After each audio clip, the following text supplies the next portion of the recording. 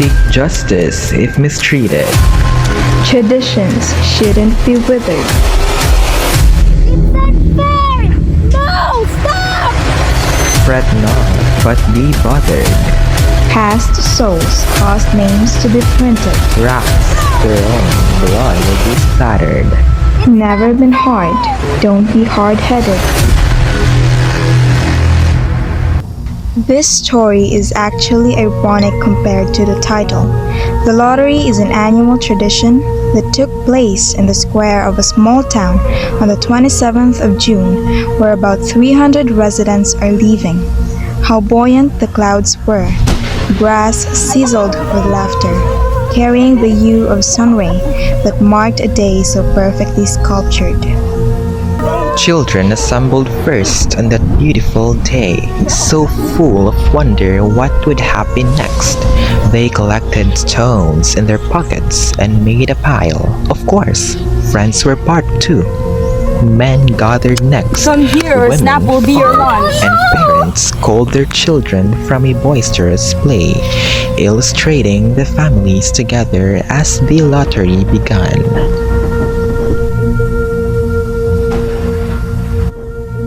It was conducted by Mr. Summers, who ran a coal business and had time to be devoted to civic activities.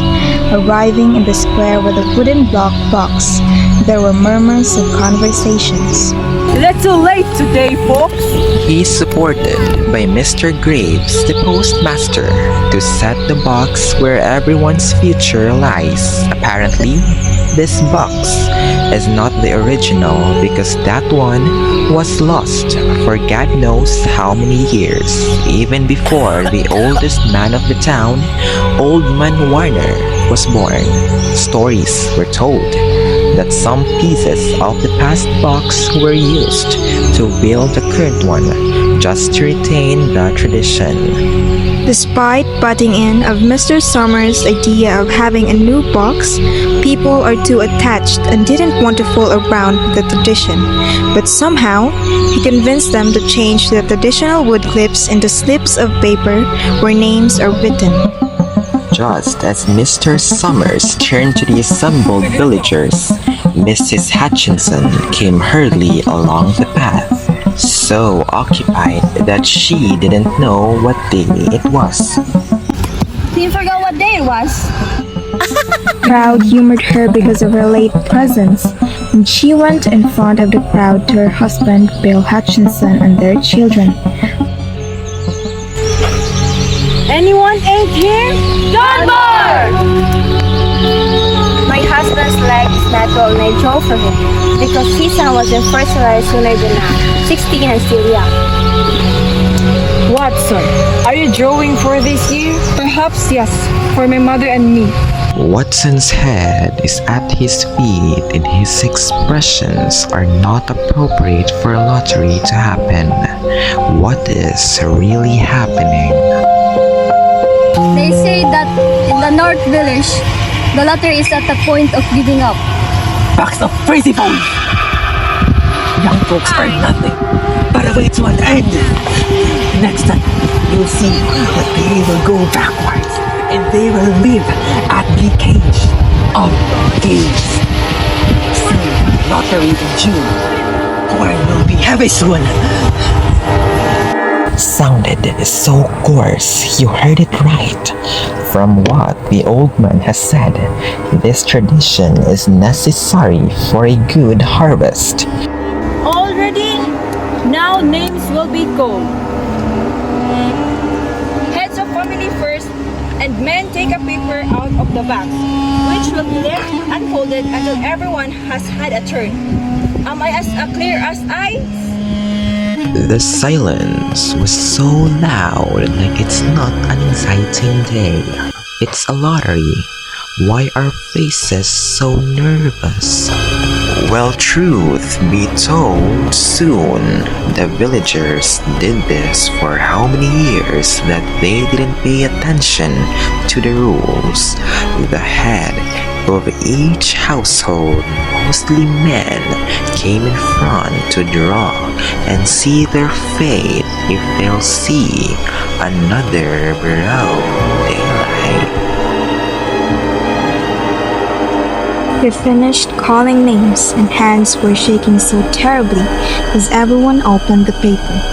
The town seemed to stop because of the sudden whisper of the wind. So quiet for a lottery to happen, but words crawled quickly as someone recognized who got it. It is Bill. It is Bill Hutchinson who got it. Bill! It's Bill. People began to look at Bill, who was handling the paper quietly, emotions unreadable. Is he so lucky to have picked the lottery? Or is it a dead end? You didn't give him enough time to take the paper he wanted. I saw you, and it's not fair. It's not fair. Shut up, Tessie. Wait, what was that?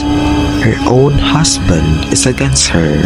Does the lottery and annual tradition mean too much than your own family? Yes, you're true for your family. How many children do you have? Let's get this through swiftly. Mr. Graves put 5 papers in the box, where one of them has a black dot as a mark of the lucky, or should I say, unfortunate person. There was a heavy sigh from everyone as Mr. Summers called their names one by one, getting the paper from the box. Their children were clueless to what will happen, while their mother was still anguished from what had happened. Now for the moment that everyone waited, where sweats form in the forehead, blood pressure rise, and throats squeeze. When the 5 of them opened their papers, Tessie Hutchinson got the paper with a black dot. It's Tessie, Bill. Just show us her paper, because Fox, you know what to do. Let's finish this quickly. Tessie was gripping the paper so hard, but still, the force of her husband won, showing the paper to the townspeople. The dot was there, emphasized too much. The ritual may be left behind, but the black box was still present, and they still used stones to do that tradition. Everyone picked from the piles that are formed earlier to everywhere seen by the naked eye. The child had stones already, and Tessie Hutchinson is at the center already, constantly voicing out, screaming, but no single soul would disobey the tradition. At last, the mass behind the screaming, trembling, and not able to pull selves together, Mrs. Hutchinson is not lucky for being the winner of the lottery, for she is stoned to death. It is ironic, inhumane, apathetic. It must not end. They were all upon her, No one should look behind traditions. but it's pointless.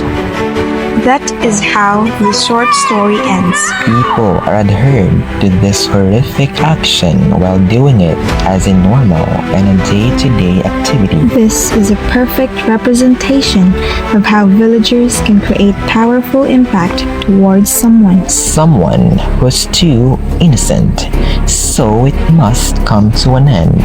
Not a race. Blood was dripping. A soul has transcended to an eternity.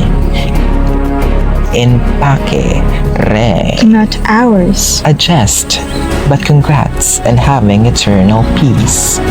Accept your fate and face death every time at the lottery.